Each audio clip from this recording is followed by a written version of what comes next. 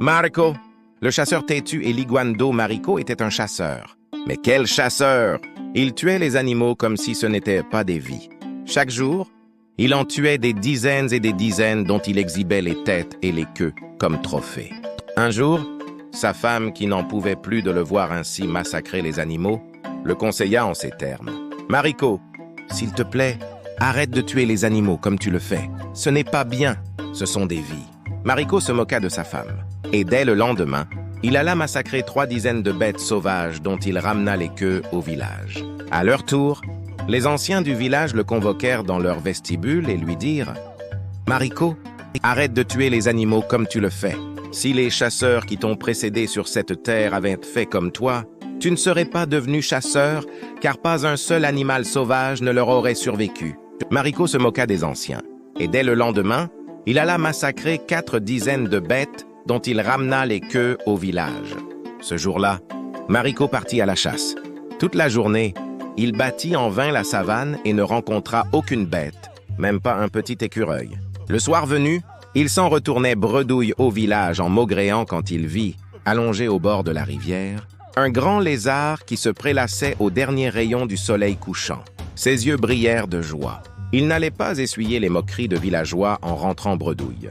Il pointa son arme sur le lézard et allait tirer quand celui-ci, se mettant debout comme un homme, il chanta « Ne me tue pas, Mariko, ne me tue pas.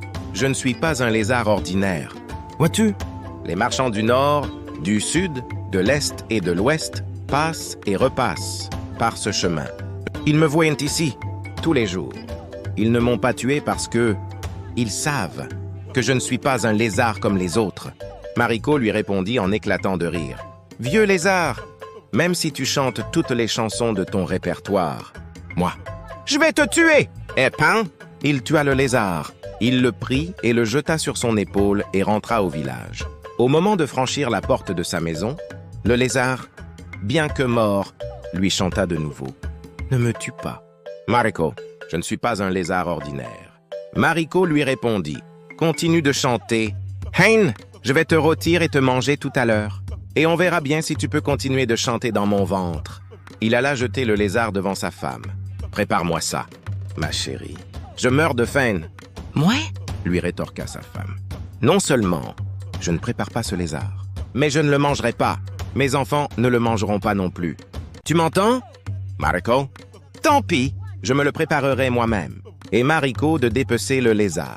Il le découpa en morceaux et jeta les morceaux dans le poêle. Mais même en mijotant sur le feu, chaque morceau du lézard chantait. « Ne me tue pas, Mariko. Je ne suis pas un lézard comme les autres. Tu vas être prêt et je vais te dévorer à belles dents, » dit Mariko. « Et on verra bien si tu vas continuer de chanter. » Quand le lézard fut bien cuit, Mariko se mit à le manger. Il invita sa femme. Sa femme refusa. Il invita ses enfants. Tous refusèrent. Et il mangea tout seul. Aussitôt qu'il eut fini de manger, il eut soif. Une grande soif qui se mit à lui brûler la gorge. Il cria sur sa femme « Apporte-moi à boire !»« Je meurs de soif. Je meurs de soif. » Sa femme lui apporta verre d'eau qu'il but d'une rasade. La soif s'aggrava. Il cria sur ses enfants « Apportez-moi de l'eau !»« Je meurs de soif.